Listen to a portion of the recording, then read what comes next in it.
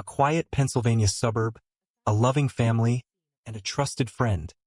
Then a night of unimaginable horror. The Haynes family murders exposed the hidden darkness of Alec Kreider, a young man consumed by resentment. This story unravels the betrayal, brutality, and chilling aftermath of a crime that shattered a community. On the morning of May 12, 2005, Manheim Township police officers responded to a call that would mark one of the darkest chapters in Lancaster County's history. A neighbor, worried after sensing something was terribly wrong at the Haynes residence, had contacted authorities. The Haynes family was well known in the community for their kindness, their active participation in school events, and their presence in church gatherings. Thomas Haynes, 50 years old, was regarded as a hardworking and dependable man, devoted to his family. His wife, Lisa, 47, was known for her warmth and her nurturing nature. Their teenage daughter Maggie, just 16, was full of promise, a bright student who balanced academics with friendships and extracurricular activities. Together they painted a portrait of suburban stability, the kind of family admired by neighbors and friends. But inside their quiet home that spring morning, horror had unfolded. When police entered, the scene left them stunned. It was not only the brutality of the crime that struck them but the intimacy of its setting. Each victim had been attacked in their own bed, as though the very space that should have offered safety had been transformed into a stage of violence. The crime scene was chaotic and brutal, yet it revealed a methodical intent. Blood marked the walls, and a baseball bat, twisted by repeated force, told the story of merciless strikes delivered in the dead of night. Investigators would later describe the house as eerily silent, the air heavy with a sense of cruelty and violation. The killers in their long careers had witnessed many tragedies, but few matched the horror of what was left inside the Haynes home. The first to be found was Thomas.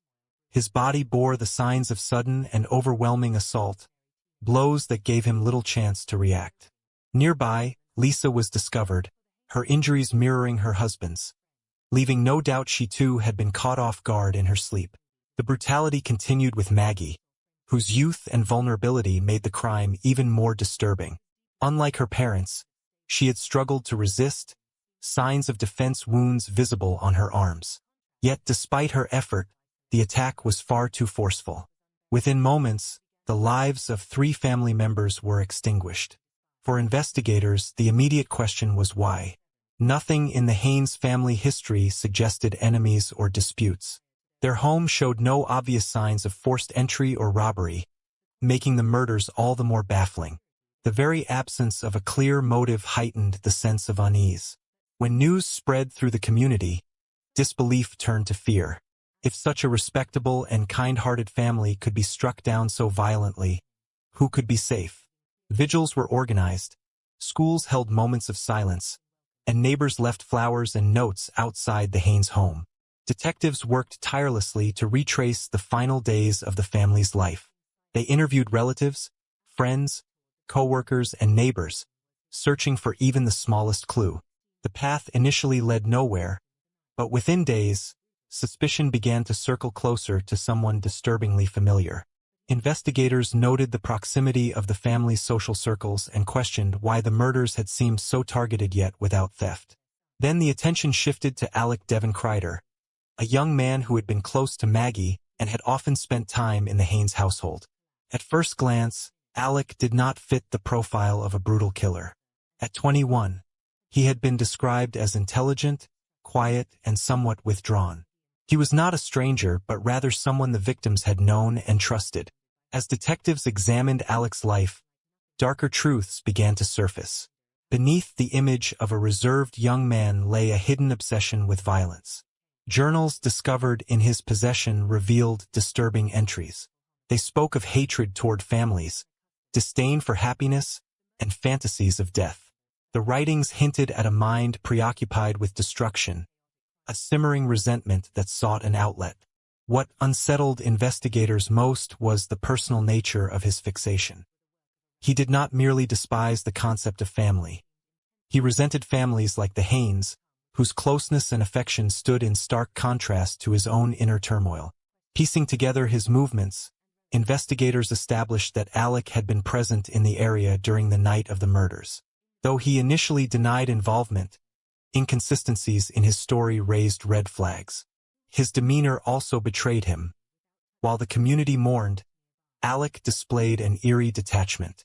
Friends noticed he withdrew, showing none of the grief expected from someone who had been close to Maggie. His coldness contrasted sharply with the community's raw grief, and this only deepened suspicion. Meanwhile, forensic evidence supported the investigators' growing theory. The lack of forced entry suggested the family either knew their killer or had not expected any threat. There were no signs of theft or ransacking, further pointing away from robbery as a motive. The attack's brutality, the focused rage upon each victim, and the close range of the strikes painted a picture of personal animosity rather than opportunistic violence. The pieces slowly aligned, each one reinforcing the chilling truth. The Haynes family's killer was not a faceless intruder, but someone who had crossed their threshold with trust. By the end of the initial phase of the investigation, a disturbing portrait emerged. Alec Kreider, once a welcome guest in the Haynes home, was now the primary suspect in their murders. His journals revealed not only thoughts but intentions, evidence of a mind that had plotted violence long before that night. His behavior, detached and cold, marked him as out of step with the grieving community. For detectives, the focus sharpened from uncovering how the murders occurred to proving beyond doubt who had carried them out. The first part of the story ends with a haunting realization. The sanctuary of the Haynes family home had been shattered not by an outside force but by someone from within their circle. The investigation was no longer about searching for a shadowy figure lurking in the night, but confronting the chilling reality that evil had emerged from a trusted source. The stage was set for the deeper unraveling of Alec Kreider's descent into darkness and the long path toward justice for Thomas, Lisa, and Maggie. As investigators focused on Alec Kreider, the question was no longer only about who committed the murders but why he chose the Haynes family. The crime bore the hallmarks of deep-seated rage rather than random violence. To understand Alec's actions, detectives began piecing together his psychological landscape, and what they found revealed a storm brewing long before the night of May 12, 2005. Alec had been born into what seemed an ordinary life, but those close to him recalled signs of alienation and bitterness during his teenage years. Teachers described a bright but detached student, someone capable of strong academic work yet prone to brooding isolation. Friends remembered a young man who struggled to fit in, alternating between forced friendliness and chilling detachment. He concealed much of his inner turmoil, but in private, his journals betrayed a fascination with destruction. They contained passages about the futility of happiness, the weakness of people who sought comfort in family bonds, and a desire to tear down what others cherished. The Haynes family, by their very nature, represented everything Alec despised. They embodied closeness, stability, and affection, values that seemed to intensify his resentment. Though he had been welcomed into their home and treated with kindness, he viewed their warmth as hypocrisy or naivety. His resentment grew into fixation, until the idea of destroying them became an obsession. Investigators later concluded that the murders were not triggered by sudden rage but by years of festering animosity. On the night of the killings, Alec acted with chilling determination. Armed with a knife and later resorting to the baseball bat he found in the house, he moved from room to room in calculated silence. Each attack was deliberate, carried out with precision. The brutality suggested more than a need to kill. It reflected an attempt to annihilate the very image of familial love and security.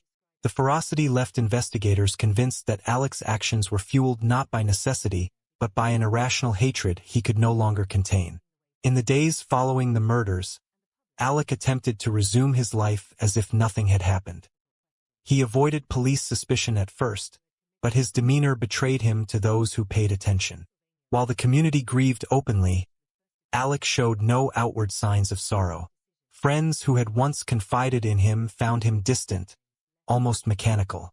Instead of sharing the collective shock, he appeared preoccupied with maintaining his facade.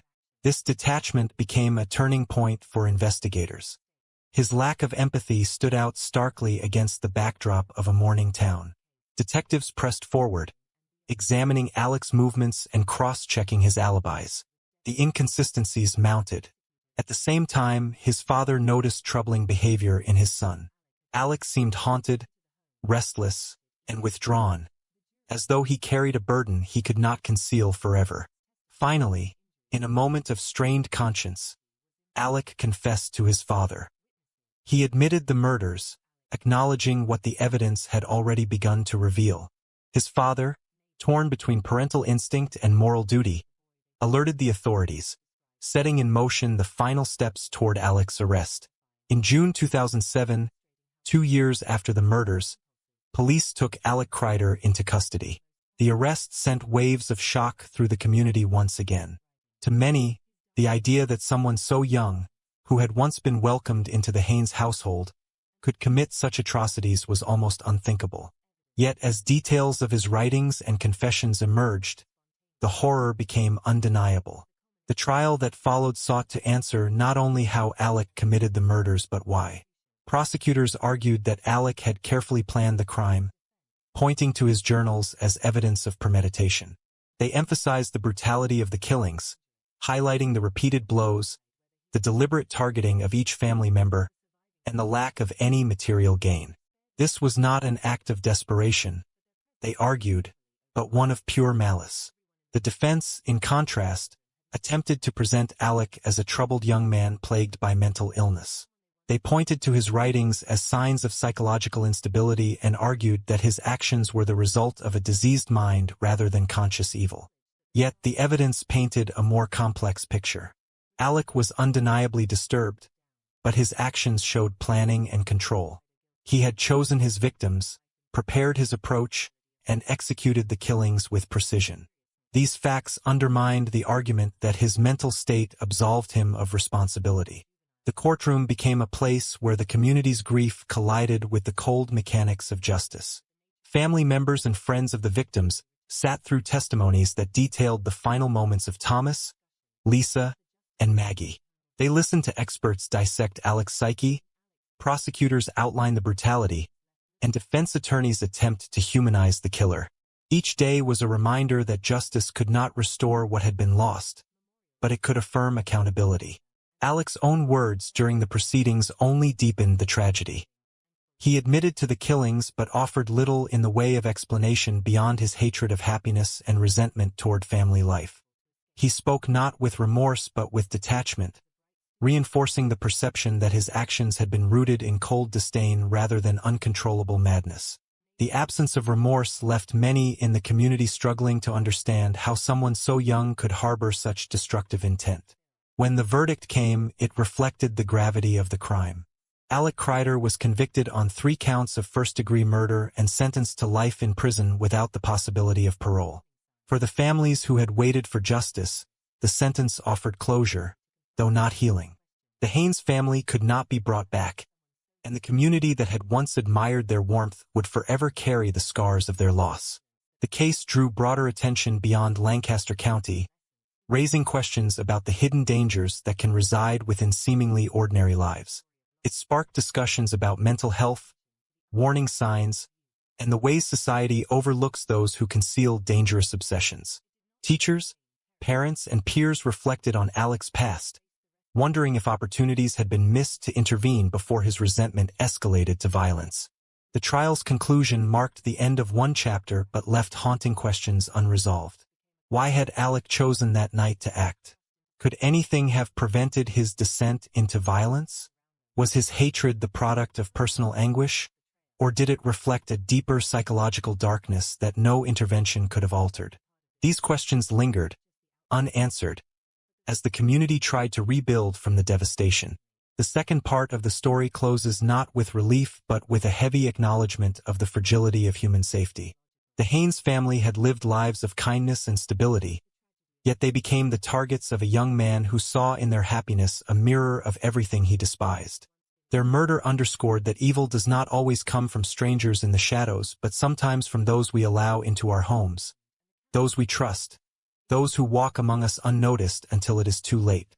The sentencing of Alec Kreider brought a legal end to the case, but the ripples of the Haynes family murders continued to move outward through the community.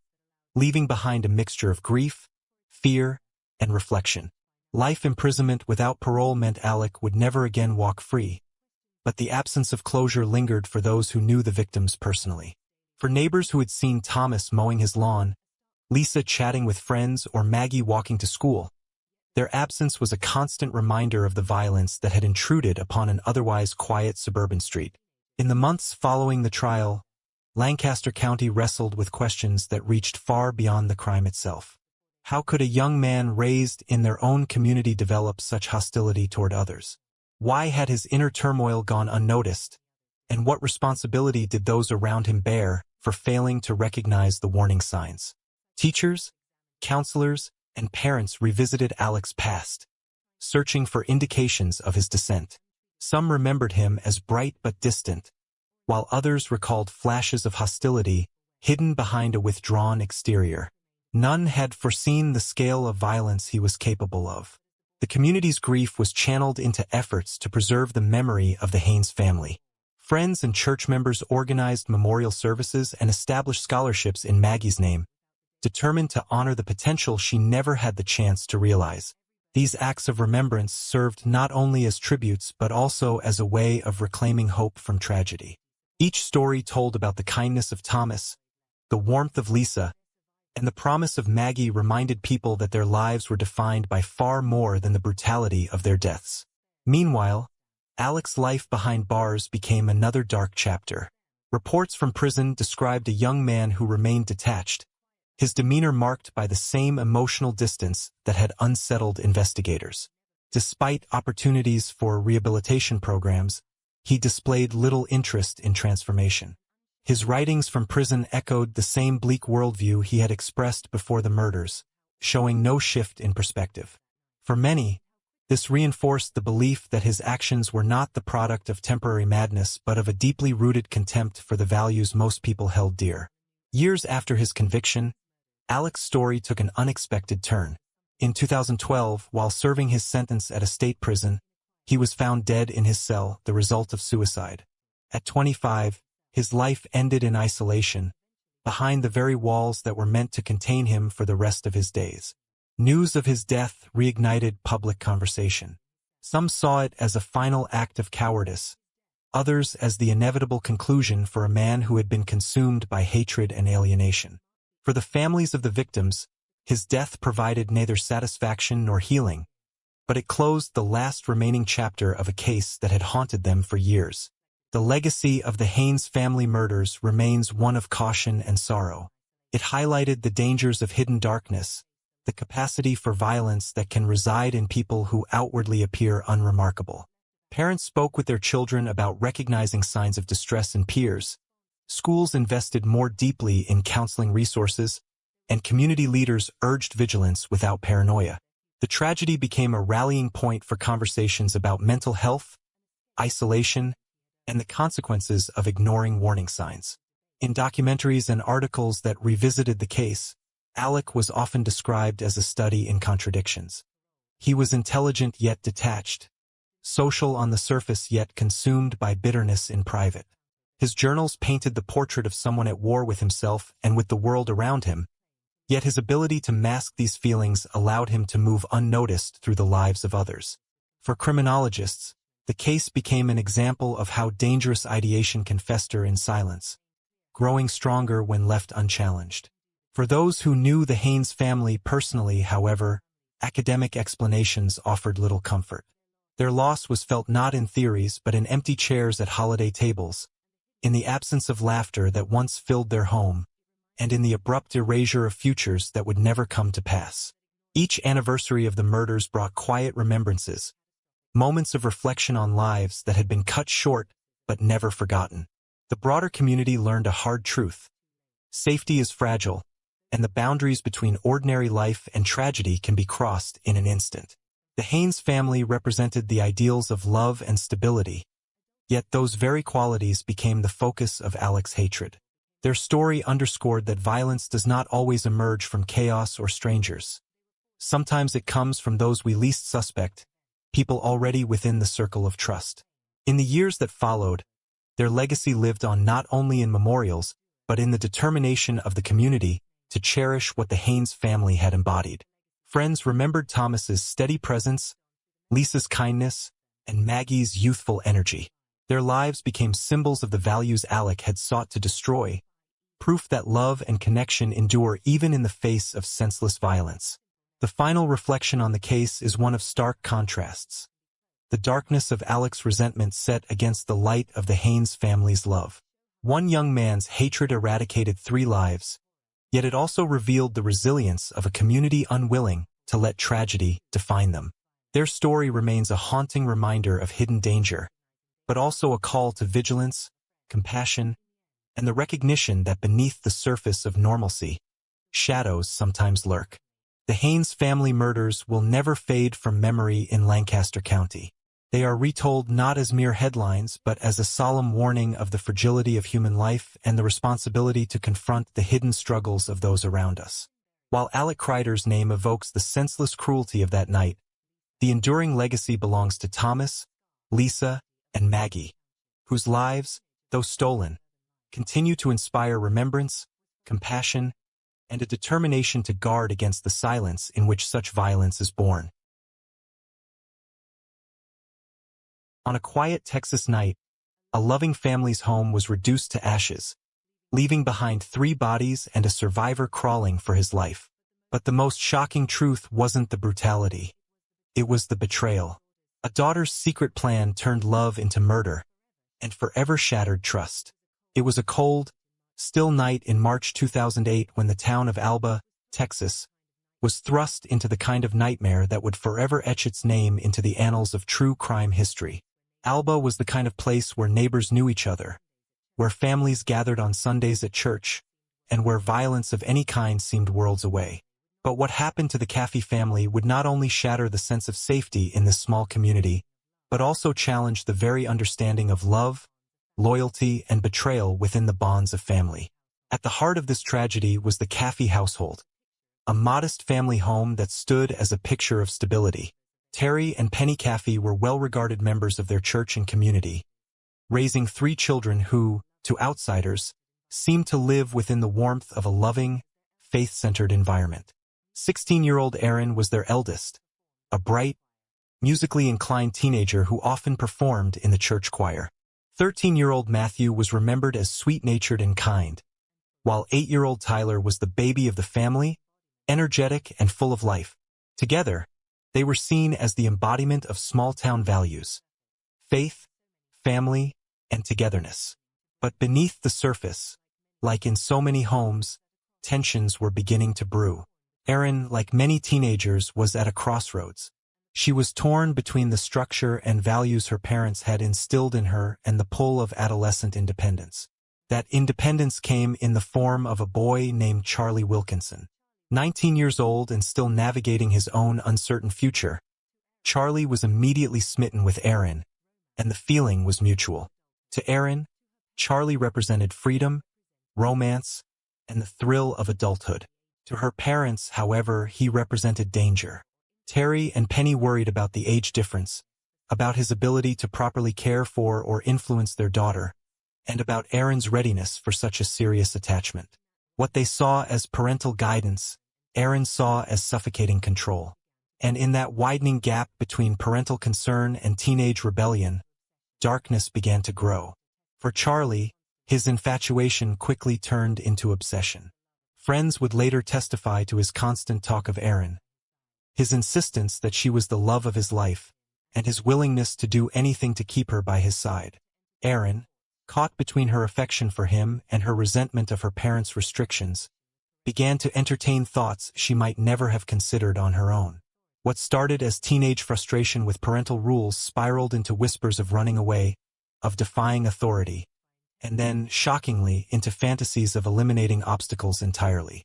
The relationship was marked by intensity, secrecy, and a growing hostility toward anyone who stood in their way. Erin confided in Charlie that her parents were the main barrier to their future together, painting herself as a prisoner in her own home.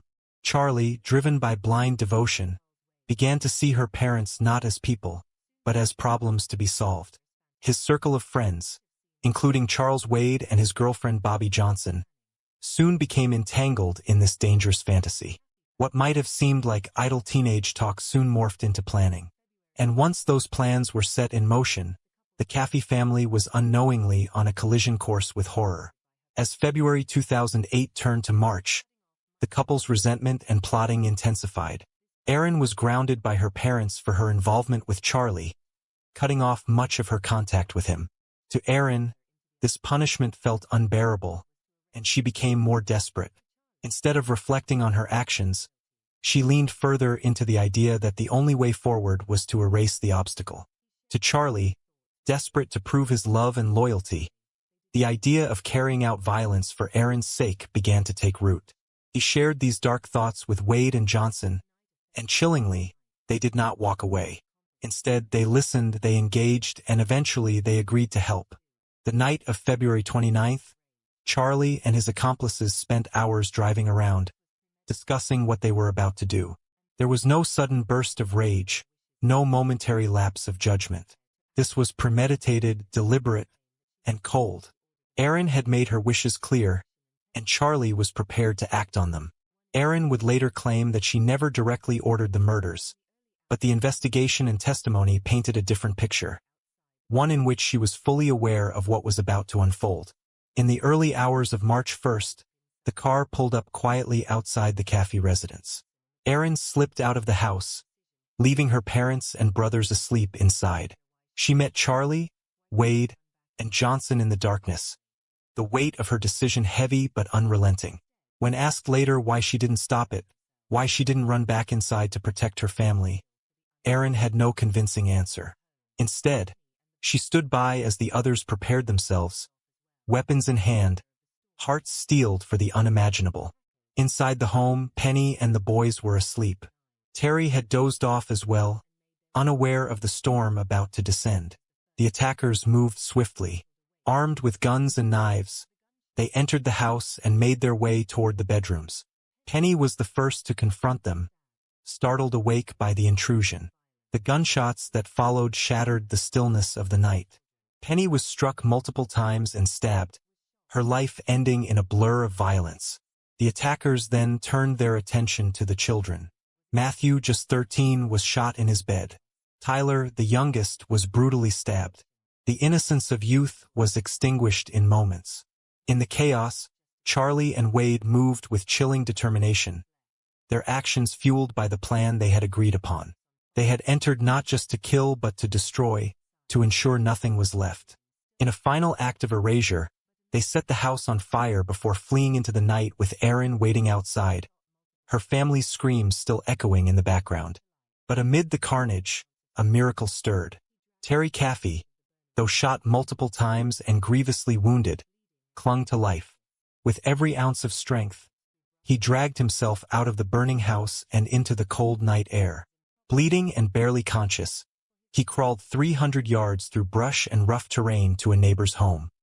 His survival was as improbable as it was critical, for his account would soon unravel the conspiracy that had destroyed his family. When first responders arrived, they were confronted with a scene that defied comprehension. The smoldering remains of the Caffey home held within them the bodies of Penny, Matthew, and Tyler. The sight was harrowing even for seasoned investigators. And as Terry was rushed to the hospital, fighting for his life, whispers of questions began. Who could have done this? Why had the Caffey family, so beloved in their community, been targeted with such ruthless precision? The answers would come quickly, and they would devastate not only Terry but the entire town. Investigators, guided by Terry's testimony and the trail of evidence, would uncover the most chilling detail of all. This was not the work of strangers, not the result of random violence. This was orchestrated by someone from within, someone who was supposed to be part of the family's heart, not its executioner.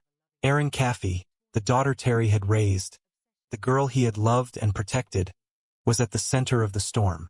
As the first part of this story closes, what began as a portrait of a loving family has been torn apart by betrayal, obsession, and unimaginable cruelty. The town of Alba, and Terry himself, would soon learn that the face of evil can sometimes be heartbreakingly familiar. In the hours after the attack, as dawn broke over Alba, law enforcement began piecing together a crime that had left even seasoned investigators shaken. The smoldering ruins of the Caffey home concealed a devastating truth. 3 lives lost, 1 man clinging to survival, and a town reeling in disbelief. Deputies combed through the wreckage, gathering fragments of evidence. Bullet casings, charred remains of furniture, and the lingering smell of gasoline used to set the fire. The first priority, however, was Terry, who had miraculously survived. He was rushed into surgery, his body riddled with bullets, his voice weak but determined.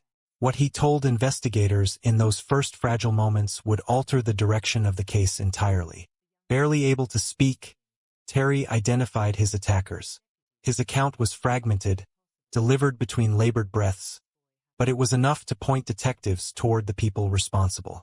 He named Charlie Wilkinson, the young man Aaron had been seeing, as one of the intruders. To the deputies, it seemed almost impossible. What motive could this boy have to slaughter an entire family? But Terry's insistence was unwavering. He had recognized the face of the man who invaded his home. That revelation propelled investigators onto a path that would soon uncover one of the most shocking betrayals imaginable. Within hours, police tracked down Charlie Wilkinson. He and his accomplices, Charles Wade and Bobby Johnson, were quickly taken into custody. To the astonishment of investigators, their confessions came swiftly. Wilkinson, pale and visibly shaken, admitted to his role almost immediately. His words tumbled out in a mixture of guilt, justification, and desperate attempts to explain the unexplainable. He told detectives that he had acted out of love for Aaron, that she had been insistent that her parents stood in the way of their future. "I did it for her," he repeated, as if saying it enough times could transform the horror into something resembling devotion. As shocking as Wilkinson's confession was, the greater bombshell came when detectives pressed him further. Aaron's name surfaced again and again, not as a passive bystander but as the catalyst. According to Wilkinson, Aaron had been the one to encourage the killings. She had told him her parents would never allow them to be together. She had painted a picture of life free from rules and restrictions, where the only thing standing between them and happiness was the family sleeping inside that house. In Wilkinson's mind, he was not just killing for himself but for both of them. Investigators confronted Aaron soon after. At first, she denied involvement. She painted herself as a frightened girl who had no knowledge of what Charlie was planning. But the inconsistencies in her story quickly unraveled. When asked why she left the house in the middle of the night, why she was waiting outside when the murders occurred, her answers faltered. Detectives already had Wilkinson's confession, along with corroboration from Wade and Johnson, both of whom admitted Aaron's role in the conspiracy.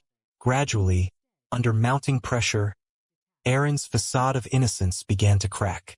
Her demeanor during questioning disturbed many of the investigators. She did not display the grief one would expect from a teenager who had just lost her mother and brothers. Instead, she appeared cold, detached, and at times defensive. When asked if she had wished her family dead, she hesitated, then admitted she had been angry with them. It was not a confession in words, but in silence. The silence that hung heavy after each carefully phrased denial. A silence that suggested complicity more damning than any outright admission. As the case progressed, the evidence against her grew undeniable. Phone records revealed late-night calls and text messages between her and Charlie in the days leading up to the murders. Many of them filled with declarations of love and veiled discussions about being together no matter what. Friends testified that Aaron had spoken openly about her frustrations with her parents, sometimes even hinting that she wished they were gone. To the prosecution, these pieces formed a chilling puzzle. Aaron may not have pulled the trigger, but she had set the chain of events into motion. The community of Alba struggled to come to terms with the revelations. It was one thing to process the violent deaths of Penny, Matthew, and Tyler. It was another to accept that Aaron, the daughter who had sung hymns in church and smiled at neighbors, had played a part in orchestrating their destruction. For many, it was incomprehensible. Parents across the town asked themselves uneasy questions. How well do we truly know our children? Could such darkness exist in someone so young, so familiar? The media seized upon the case, broadcasting every development. Headlines painted Aaron as the cheerleader-turned-conspirator, the girl next door who became an accomplice to slaughter. The narrative was irresistible to a public simultaneously horrified and fascinated. National outlets descended on Alba, turning the small town into a spotlighted stage for a tragedy that was both deeply personal and disturbingly universal. It was a story of parental authority, teenage rebellion, and the fatal consequences of a love affair that had spiraled into obsession. Meanwhile, Terry faced the unbearable task of recovery. Physically, he endured surgeries and months of rehabilitation. Emotionally, his wounds cut deeper than any bullet. He had lost his wife and 2 sons in one night, and the surviving member of his family, the daughter he had once cherished, was now implicated in their murders. Friends and fellow church members rallied around him, but no comfort could erase the truth of what had happened. To hear his daughter's name linked with the killers was a torment he could barely describe. The legal proceedings moved swiftly. Wilkinson, Wade, and Johnson each faced capital murder charges. Wilkinson, in particular, expressed remorse, telling the court he wished he could undo what had happened. But remorse could not change the facts. He had fired the gun. He had pulled the trigger that ended lives. The weight of his obsession had become the executioner's hand. For Aaron, the legal path was more complex. She was only 16 at the time of the crime, which shielded her from the death penalty. Prosecutors, however, sought the harshest punishment available under the law. Her trial was not just about evidence but about perception. Could a 16-year-old truly mastermind such a crime? Or was she manipulated by an older boyfriend whose obsession blurred the lines of choice and responsibility? The jury would ultimately have to decide not only the facts but also the moral weight of Aaron's actions. As evidence was presented in court, the chilling details emerged with clarity. Wilkinson's testimony about Aaron's encouragement, the text messages exchanged before the murders, and the accounts from Wade and Johnson painted a devastating picture. The defense tried to portray Aaron as a naive girl caught in the web of a manipulative relationship. But the sheer volume of evidence undercut that narrative. Her involvement was not passive. She had walked out of the house that night, leaving her family behind, fully aware of what was about to happen. The second chapter of the tragedy was complete. What began as a brutal attack had now unfolded into a complex story of betrayal, love gone wrong, and justice closing in. The trials were far from over, but the truth was clear. Aaron had not been an innocent bystander. The daughter who once sat at the family dinner table had stood outside her burning home as her family was destroyed inside. And the courtroom would soon decide the price she would pay for that choice. The trial of those accused in the Caffey family murders gripped not only the small community of Alba but the entire nation. It was not simply the brutality of the crime that held people's attention. It was the haunting betrayal at its center. As the proceedings began, the courtroom transformed into a stage where grief, justice, and morality collided. On one side sat the defendants. Charlie Wilkinson, the boyfriend who confessed to pulling the trigger. Charles Wade and Bobby Johnson, the friends who aided in the massacre. And finally, Aaron Caffey, the teenage daughter whose role in the conspiracy was now under the harshest scrutiny. On the other side sat Terry Caffey, the lone survivor, a man who had lost nearly everything, forced to relive his nightmare through testimony and evidence. For prosecutors, the case against Wilkinson was the most straightforward. He had confessed. He admitted firing the fatal shots and described the events of that night in chilling detail. Jurors listened as he explained how he entered the Caffey home, shot Penny, and then turned the weapon on Matthew and Tyler. He admitted he did it because Aaron had expressed that her parents stood in the way of their future.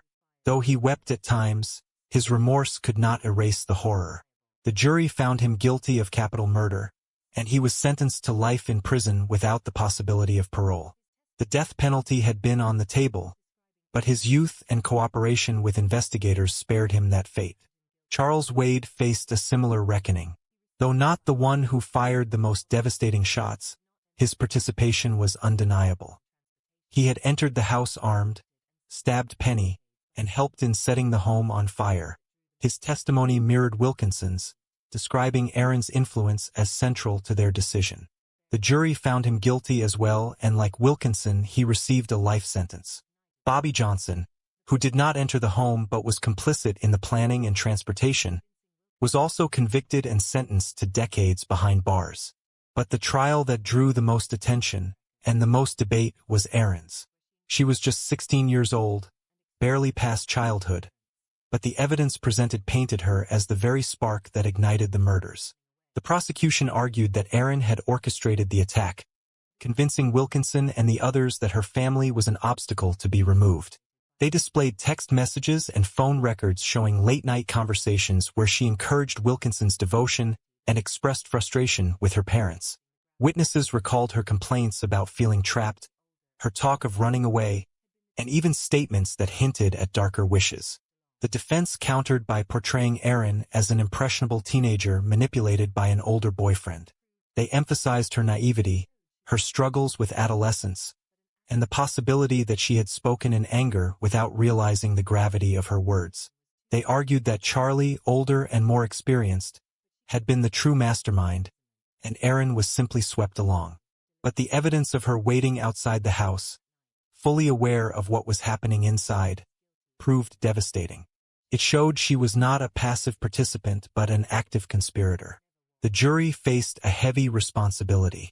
Erin was too young to face the death penalty under Texas law, but she could still receive life imprisonment. After days of testimony, deliberations, and emotional recounting of that night, the verdict was delivered. Erin was guilty of capital murder. She was sentenced to 2 consecutive life terms, ensuring she would never walk free again. The decision was met with mixed reactions. Some felt justice had been served, while others questioned whether a teenager should be condemned to spend her entire life behind bars. For Terry Caffey, the sentencing brought no real comfort. Sitting in the courtroom, listening to testimony about the daughter he had raised, was a pain beyond description. He had already buried his wife and 2 sons, and now the last member of his family was going to prison for life. "I lost my whole family in one night," he later said. And the hardest part was realizing that Erin had been a part of it. His grief was not only for the loved ones taken from him, but also for the daughter who had chosen betrayal over love.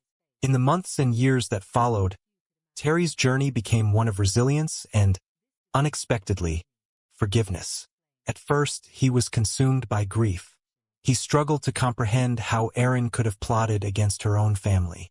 He wrestled with anger, sorrow, and the question of whether he could ever reconcile with the daughter who had been at the center of his loss.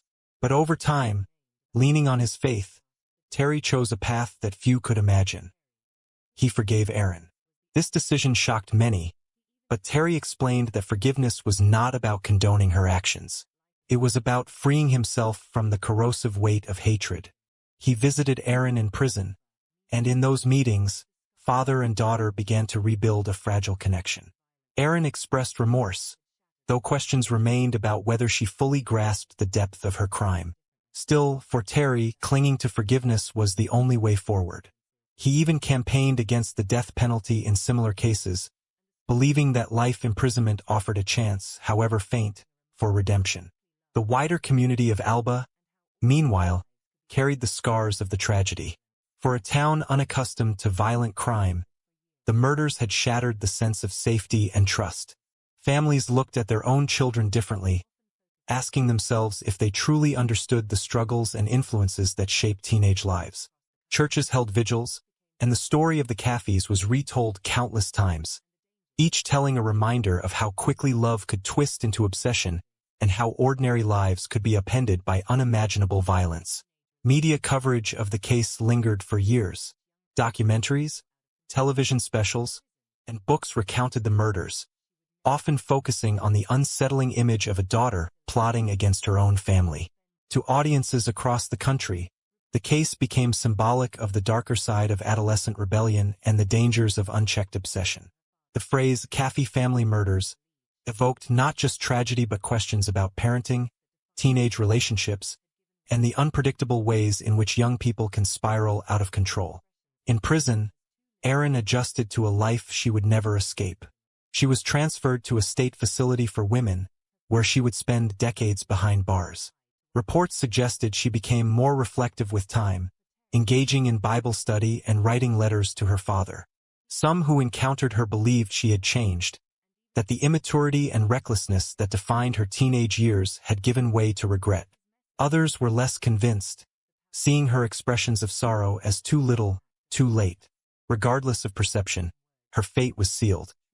Her youth was gone, her freedom stripped, and her name forever tied to one of Texas's most notorious family murders.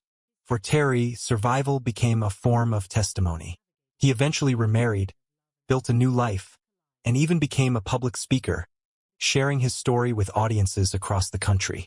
His message was one of resilience, the power of faith, and the difficult but healing act of forgiveness. Yet behind his calm words was the undeniable truth that he carried a burden no one should bear.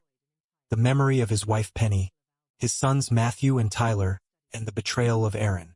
His story was not simply about surviving a massacre but about navigating the complex terrain of love and loss when the two collide in the most unimaginable way.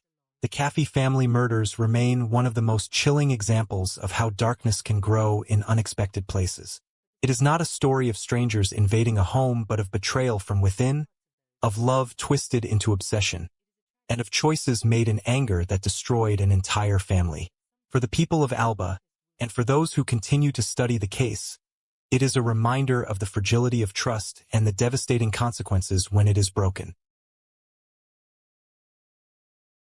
In 2019, a small city in New York became the scene of a chilling crime that unfolded both in real life and online.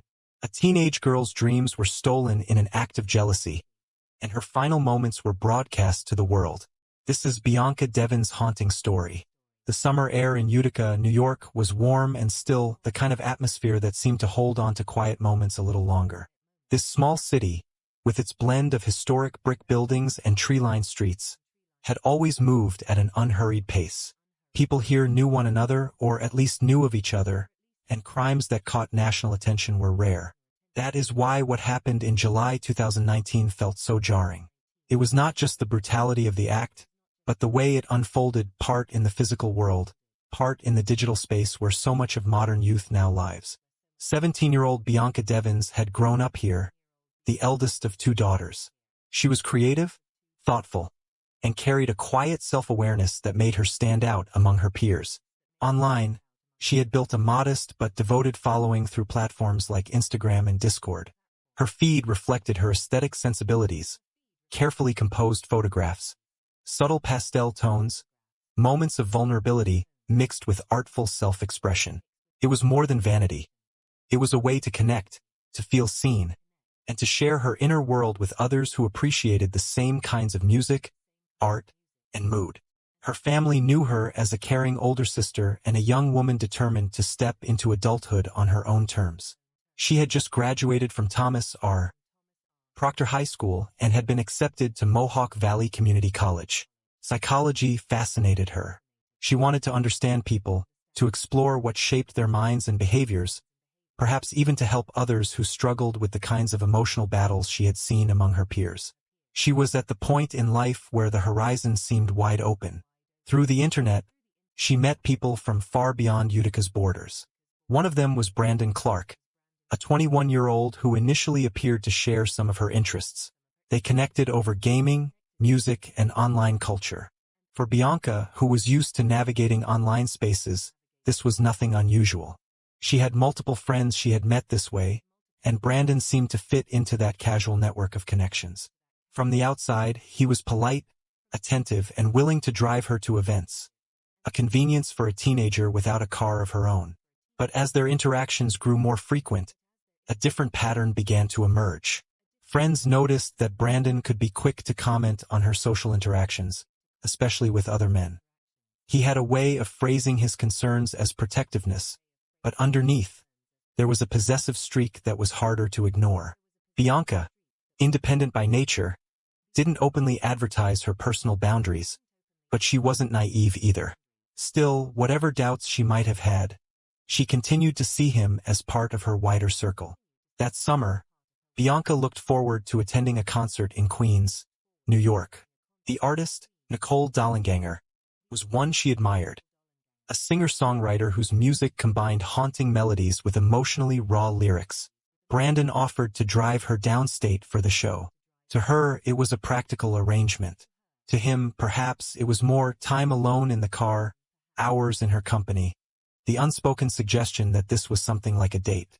The concert on July 13, 2019, was held in a small, intimate venue where the crowd pressed close to the stage. Bianca blended into the audience, enjoying the music, meeting others who shared her taste. She chatted with people she knew from online spaces, laughed, and posed for photos. For Brandon, standing nearby, her openness may have seemed like something else entirely. As later accounts suggested, he watched her speak to a male acquaintance and felt a spark of jealousy. It was the kind of moment that might mean nothing to one person and everything to another, depending on what they were looking for. Nothing explosive happened at the venue. No scene, no raised voices. They left together, walking out into the humid night air and heading toward the car for the drive back upstate. But what may have been a quiet ride for one was a boiling storm for the other. In the darkness of the highway, Brandon began to challenge her over what he had seen. The accusations were not about facts so much as feelings, jealousy dressed as betrayal. Somewhere along the route, the exchanges grew sharper. By the time they reached Utica in the early hours of July 14th, the road ahead was more than just asphalt. It was a path leading to something irreversible. Brandon turned the car off the main route and into a secluded dead end near a wooded area. It was the kind of spot where the stillness was absolute, where no one would stumble upon them by accident. In that isolation, words gave way to violence. The knife he carried was no accident. Later evidence would show that he had been carrying it with him, and in those final moments, he used it in an act that was both sudden and deliberate. The attack was brutal. It ended the life of a young woman who, only hours earlier, had been singing along to music and planning her future. The act itself might have been the end of the story in another era, hidden in the shadows, discovered later through police work. But this was 2019, and the digital world was never far away. Almost immediately, Brandon began documenting what he had done. He took photographs of Bianca's body and began uploading them to social media. The images were shocking, explicit, and deeply invasive. Within minutes, they began to circulate across multiple platforms, where friends, family members, and strangers were confronted with them without warning. The horror spread faster than any phone call could travel. Bianca's friends saw the pictures on their feeds before they knew what had happened. Some tried to contact her, desperately hoping it was some kind of sick hoax. Others alerted her family. Her mother would later recall receiving the kind of phone calls no parent ever wants, mixed with messages online that no one should have to read. Police began receiving multiple reports from different sources, people who had seen the images, people who had tracked down clues to the location. Responding officers found the car parked in the isolated area, Brandon near the body, and a knife nearby. He had injured himself in what appeared to be a suicide attempt but was still alive. He was taken into custody and transported for medical treatment under police guard. Even before the arrest was public, the images continued to spread, shared by people who were horrified and those who were disturbingly curious. Social media platforms struggled to contain them, with some accounts reposting the photographs despite warnings and takedown notices. The speed and scale of the distribution became a story in itself, raising questions about how prepared these platforms were to respond to violent content.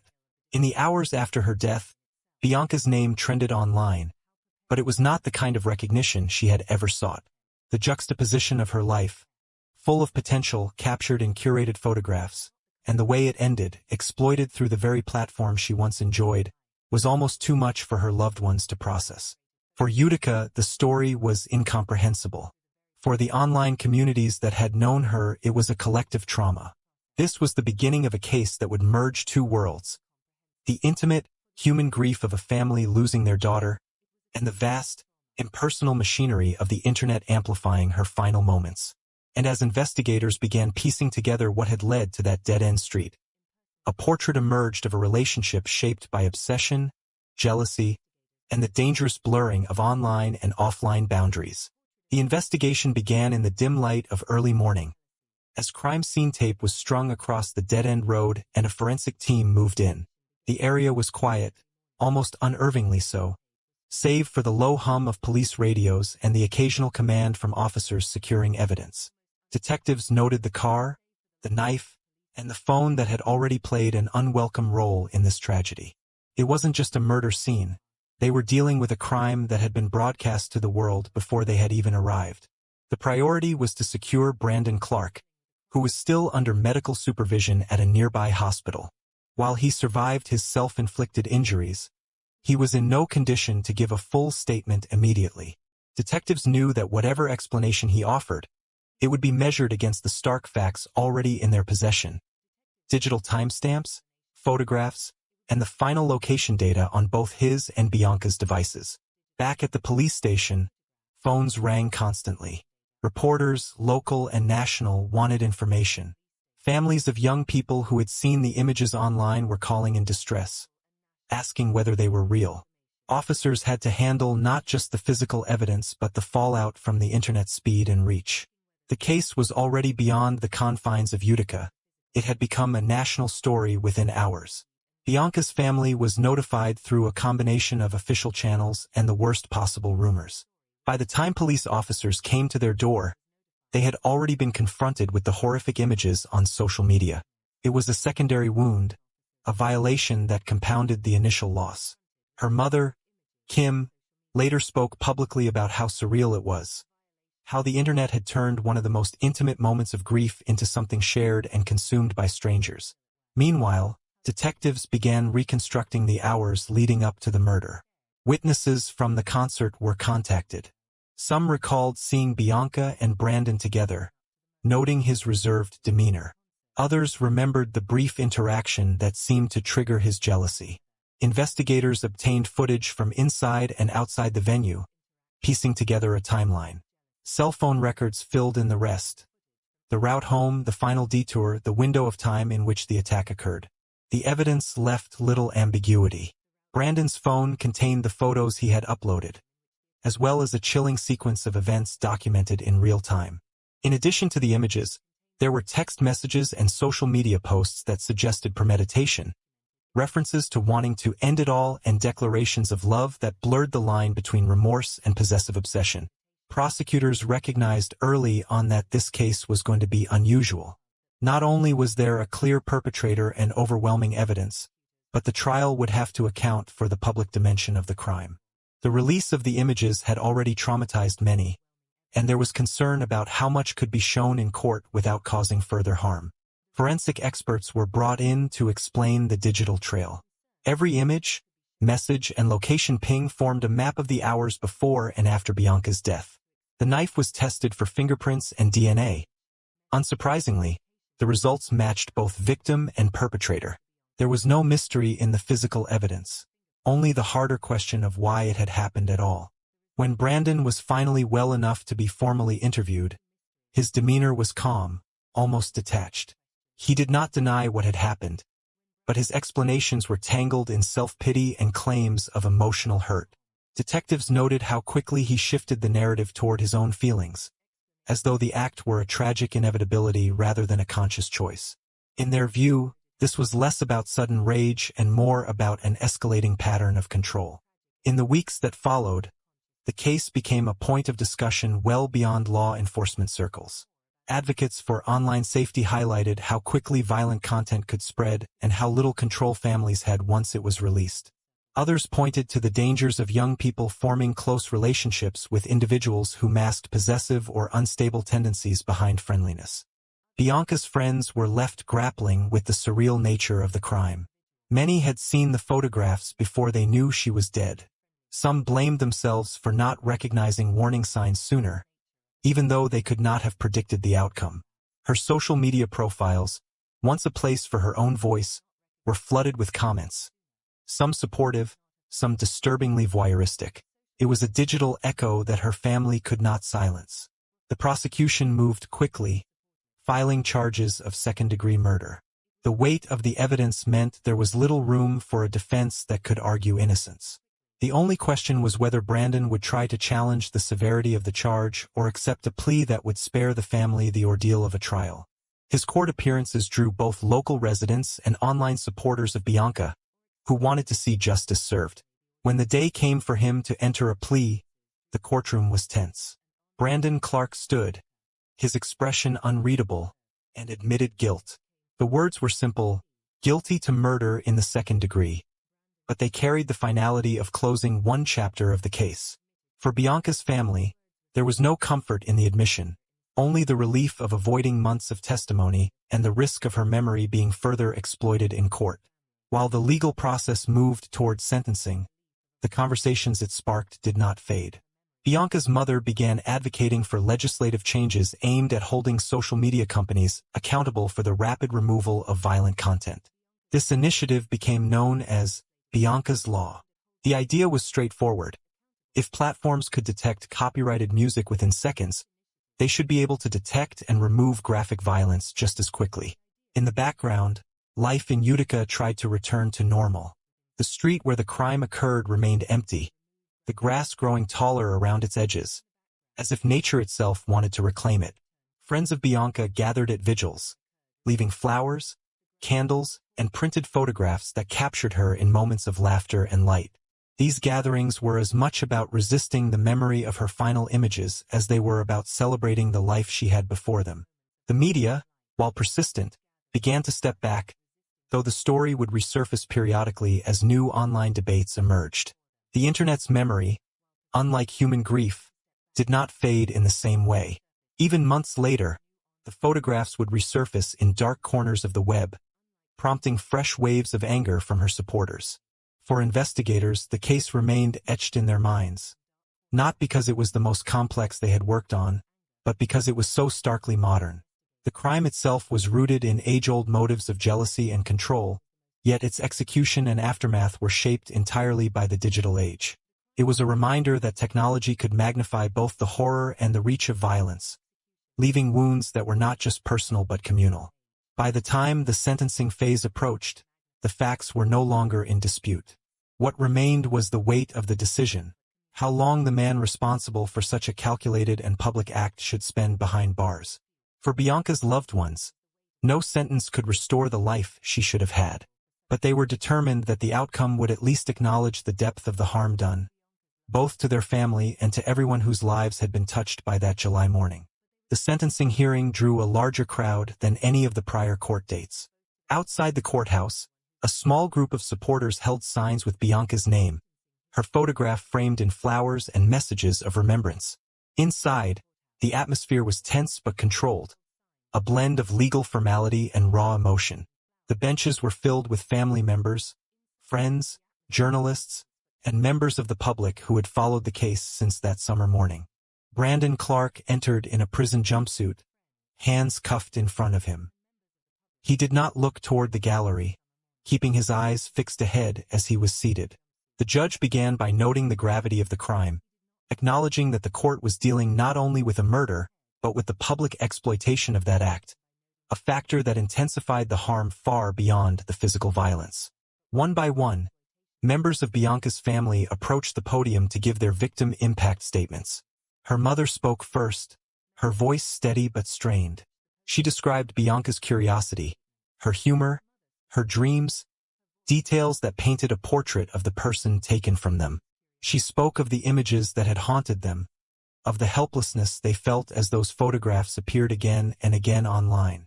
It was not just the murder that had robbed them, she said, but the inability to control the narrative of her daughter's memory. Other relatives and friends followed, some breaking down mid-sentence, others directing their words squarely at the man in the defendant's chair. They spoke of the ripple effects of his actions. The friends who had withdrawn from social media out of fear, the young followers of Bianca who were traumatized by what they had seen, the community that struggled to reconcile the girl they knew with the way her life ended. When it was his turn to speak, Brandon addressed the court in a quiet voice.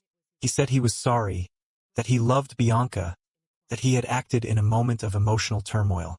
His words were deliberate, but for many in the room, they rang hollow against the calculated nature of the evidence. The judge listened without interruption, then moved on to the final judgment. The sentence was delivered without ceremony.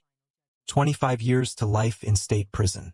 The judge emphasized that the nature of the crime, its impact on the victim's family, and the broader harm caused by the online dissemination of the images all justified the maximum allowable sentence. For Bianca's loved ones, it was a measure of justice, though it could never be enough to balance the loss.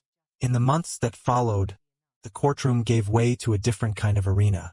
Bianca's law, proposed in the wake of her death, began to gain traction among legislators. The bill aimed to compel social media companies to develop faster and more effective systems for detecting and removing violent content. Supporters argued that if technology could instantly flag copyrighted material, it could also act with equal speed to prevent the spread of graphic images. The campaign brought together lawmakers, tech experts, and families affected by similar crimes, uniting them in a shared goal of reducing digital harm. For Bianca's mother, advocacy became a way to channel grief into action. She attended hearings, spoke to media outlets, and partnered with organizations focused on online safety. Each interview was a careful balance between keeping Bianca's memory alive and protecting the dignity she had been denied in her final moments. Among Bianca's friends, life moved forward, but the memory of that July morning remained. Some found comfort in sharing stories of her. The time she stayed up all night talking about music, the sketches she would make in her notebooks, the way she would laugh when something struck her as truly funny. Others preferred silence, keeping their grief private, away from the online spaces that had once connected them. In Utica, a mural was painted in her honor. It depicted her surrounded by flowers, her gaze calm and steady. Passers-by would stop, some to leave small offerings, others simply to take in the image. It became a counterpoint to the photographs that had circulated so widely, a visual reclamation of her identity, rooted not in the violence of her death but in the light of her life. On the internet, the fight to control Bianca's image continued. While many platforms complied with takedown requests, the persistence of reposts in hidden corners was a reminder of how permanent digital traces can be. It was a battle fought in increments, each removal a small victory against a tide that could never be fully stopped. Years later, her name still surfaces in conversations about online safety, digital ethics, and the responsibility of tech companies to their users. For some, she is a symbol of the vulnerability young people face in a connected world. For others, she is a cautionary tale about the dangers of possessiveness and unchecked jealousy. For her family and friends, she remains simply Bianca, a daughter, a sister, a friend, whose life was cut short, but whose memory continues to inspire change. In the end, the story of Bianca Devins is not only about the crime that ended her life but about the response it provoked. It is about a community confronting the intersection of violence and technology, about the limits of justice in the face of irreversible loss, and about the enduring effort to ensure that her story is told on her terms, not by the man who took her life. It is a reminder that while the digital world can connect us in profound ways, it can also magnify cruelty, and that safeguarding the dignity of those we lose is a responsibility shared by all who inhabit it.